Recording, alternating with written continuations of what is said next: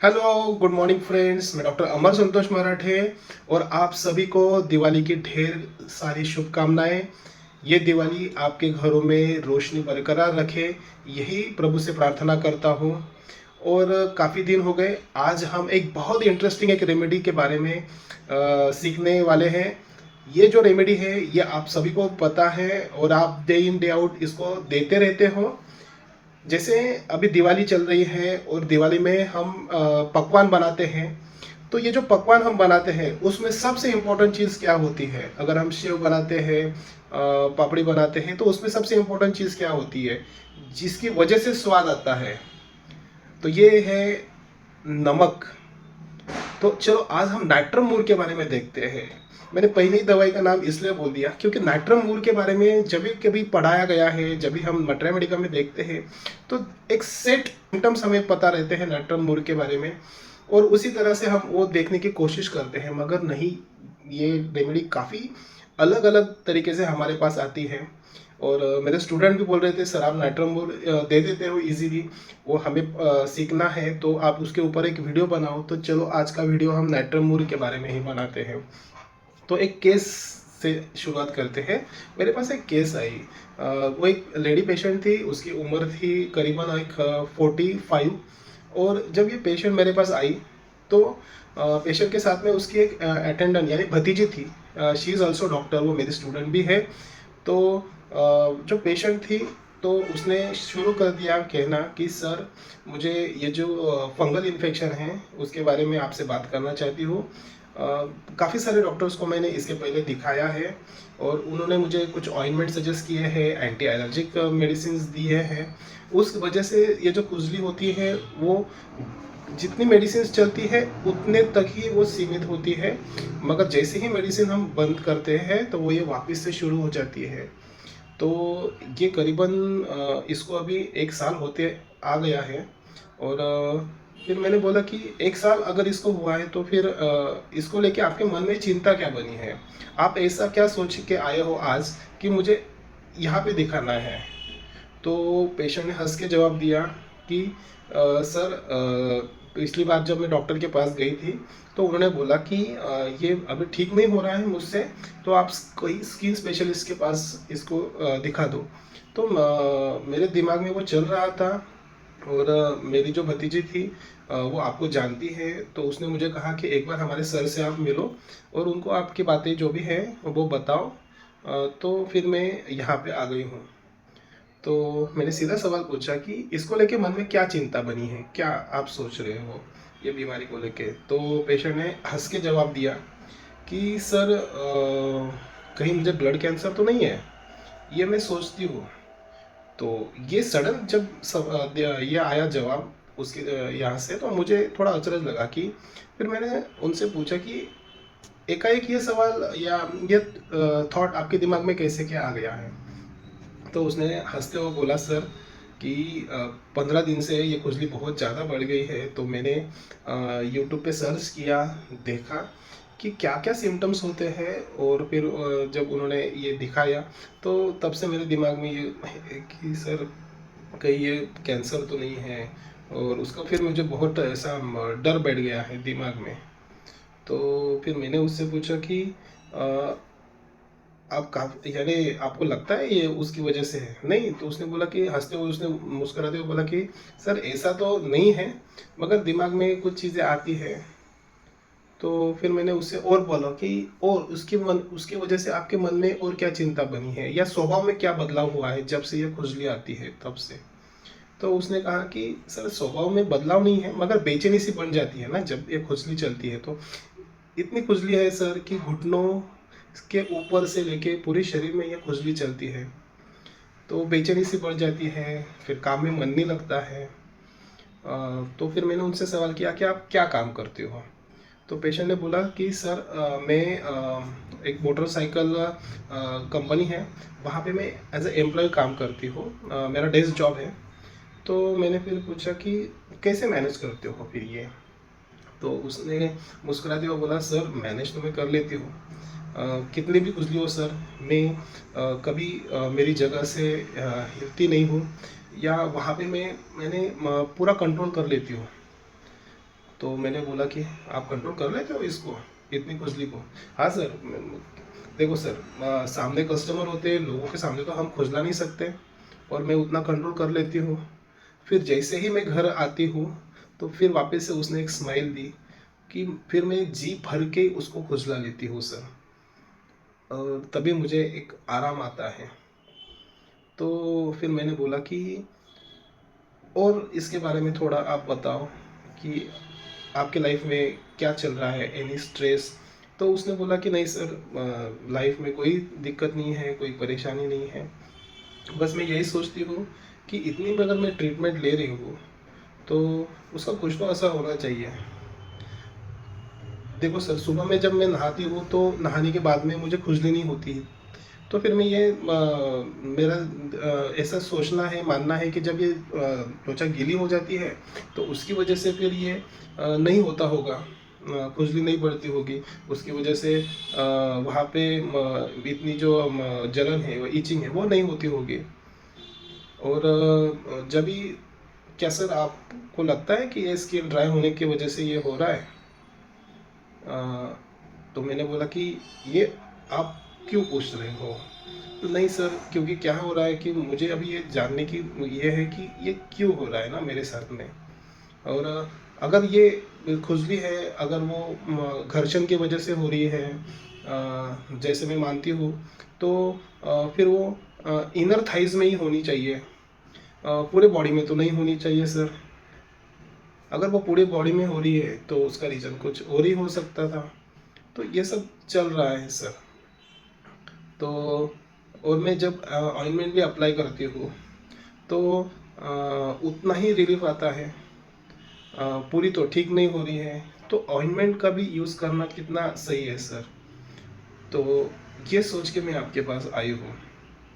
फिर मैंने बोला कि और आपके काम के बारे में आप बताओ। जैसे आप बोल रहे हो कि मेरे को बेचैनी होती है वहाँ पे, मुझे काम करना अच्छा लगता है। और काम में कैसा है ना सर, मेरा ये है कि काम पूरी तरह से प्रॉपर होना चाहिए। जैसे वहाँ पे मेरे साथ में एम्प्लॉयज़ होते हैं, तो वो क्या करते हैं, खाना खाने के लिए चले जाते हैं, तो काम पेंडिंग कर देते हैं। मेरा सर वैसा नहीं है। अगर मैंने काम लिया है और मैं ड्यूटी कर रही हूँ वहाँ पे, तो मुझे अच्छे से निभानी होती है सर। मेरा देखो सर, मैं 20 साल से मैं सर्विस कर रही हूँ, मगर कभी भी कोई कस्टमर शाम को 6 बजे भी मेरे पास आया ना, तो मैं उसको, मेरा कंप्यूटर बंद होने के बावजूद वापस से कंप्यूटर में शुरू कर देती हूँ और उसको अटेंड करती हूँ सर। ये चीज़ें हैं।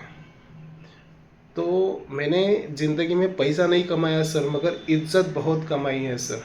इसलिए मैंने अगर किसी एम्प्लॉय को कुछ कहा कि तुझे ये काम करना है, तो वो एम्प्लॉय काम कर देता है सर। और यही चीज़ें है सर, यही मायने करती है। मगर जब से ये खुजली हो रही है तब से ऐसा महसूस हो रहा है कि मैं अभी वो काम छोड़ दूँ सर, क्योंकि 20 साल हो गए, कितना काम करेंगे। अभी ऐसा लगता है कि बस बंद कर दूँ और घर पे आराम करूँ।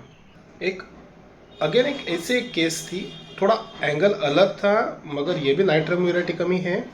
तो एक केस में कैसा था ना कि एक लेडी थी जिसका पति गुजर गया था। तो वो अकेली उसके फैमिली को हैंडल कर रही थी। हालांकि उसके जो ये सास ससुर है, उनकी काफ़ी प्रॉपर्टी है थी, जिनिंग प्रेस है उनकी, यानी काफ़ी बड़ा व्यापार है। और ये अभी वो हैंडल कर रही है। उसके जो सासरे हैं वो भी उसके साथ में रहते हैं। तो ये सब चीज़ें थी। तो मैंने बोला कि आपको क्या तकलीफ़ हो रही है? तो पेशेंट ने बोला कि मुझे ना लेफ़्ट साइडेड न्यूरल्जिक पेन होता है, सर्वाइकल स्पॉन्डिलाइसिस भी है, और ये पेन बहुत ज़्यादा हो रहा है करीबन एक 6-7 महीने से।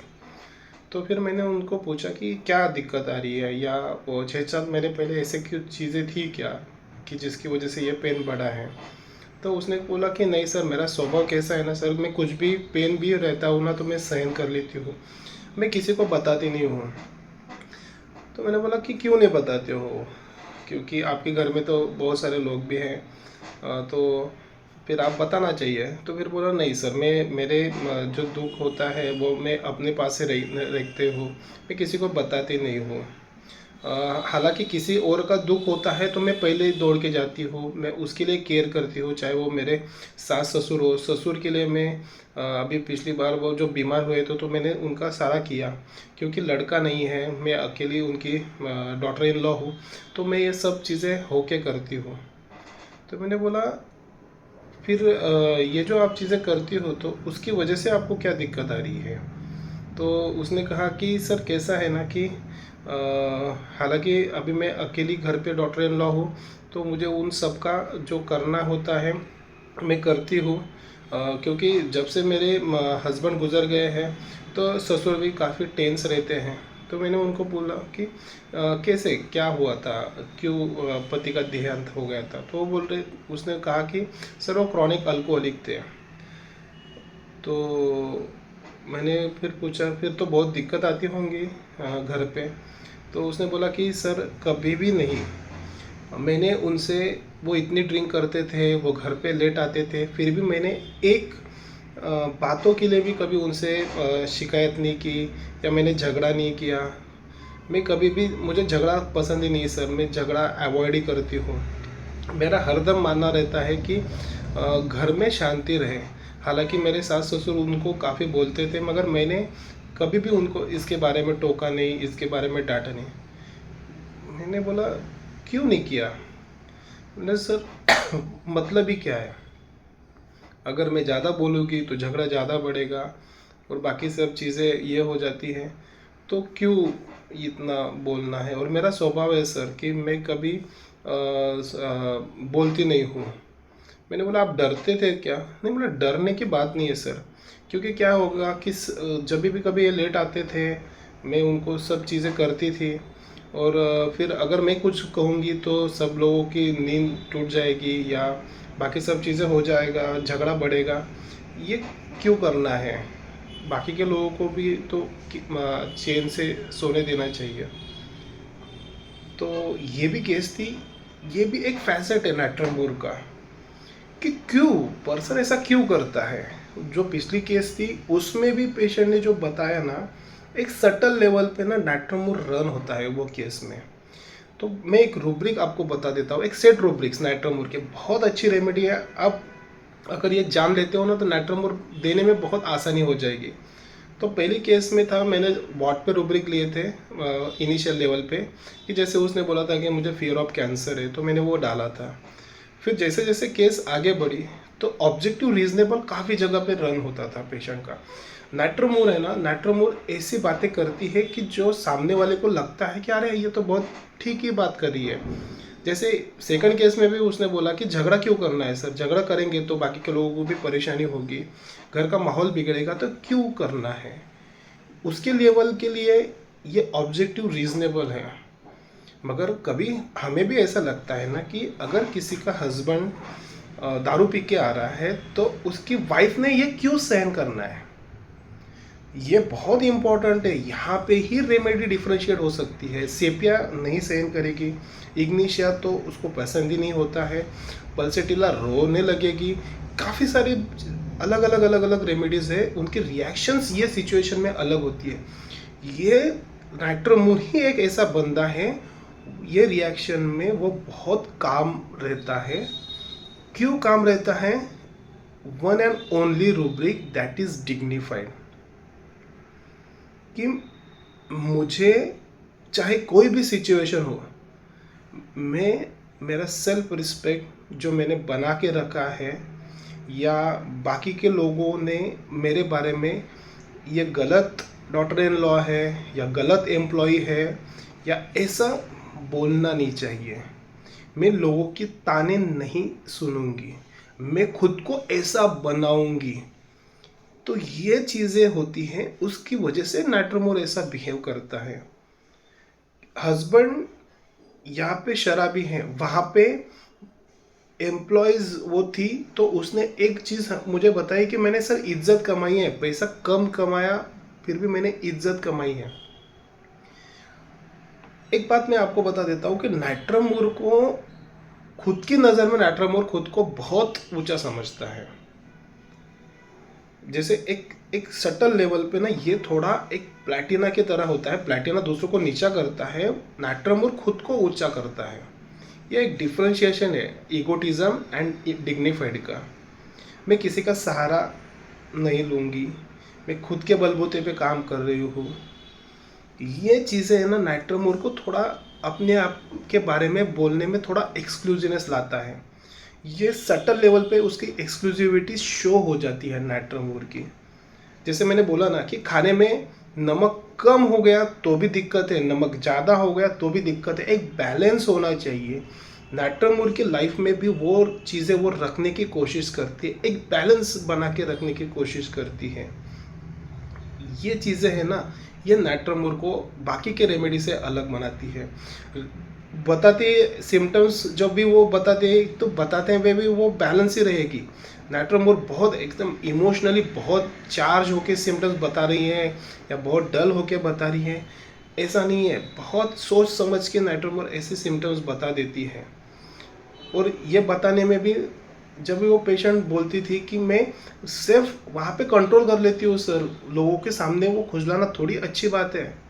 This is again an embarrassment, मगर एम्बेरसमेंट उसने इस तरह से छुपाई हंसी के लेवल में कि बाद में जाके फिर मैं वो जी भर के खुजला लेती हूँ सर। तो ये जो बाद में जो बोलना था ना, this is again an embarrassing feeling of nitromore कि ये मेरे को करना पड़ रहा है सर। तो ये चीज़ें हैं ना, ये नाइट्रोमोर को बाकी के रेमेडी से बहुत अलग कर देती है। नाइट्रोमोर में अगेन बहुत सारे ऐसी चीज़ें हैं जो नाइट्रोमोर के स्वभाव के बारे में बोलती है। जैसे उसने बोला ना कि अभी बहुत हो गया इंडस्ट्रियलिस अल्टरनेटिव विद इंडोलेंस, ये नाइट्रोमोर में होता है। एक जगह पे नाइट्रोमोर प्रतीत होती है कि वो काफ़ी एकदम केयरफुली काम कर रही है या बहुत एंथुसियास्टिकली काम करती है। अगेन अल्टरनेटिंग सिचुएशन में नाइट्रोमोर में वो काम के प्रति एवर्जन हो जाता है। लोथिंग ऑफ वर्क में नाइट्रोमोर को डाला गया है। इंडोलेंस टू वर्क में indolence aversion to work in the evening, शाम के समय में जैसे ज़िंदगी की अभी शाम हो गई है तो नाइट्रोमोर को वही काम जो पहले वो उसकी एक्सक्लूसिविटी थी, पहले उसको लगता था कि इसकी वजह से मैं समाज में जाना जाती हूँ या मुझे लोग पहचानते हैं, वही चीज़ अब उसको वो एवर्जन देते रहती है। तो नाइट्रोमोर हर दम बाकी के लोगों के लिए प्रॉपर टू है।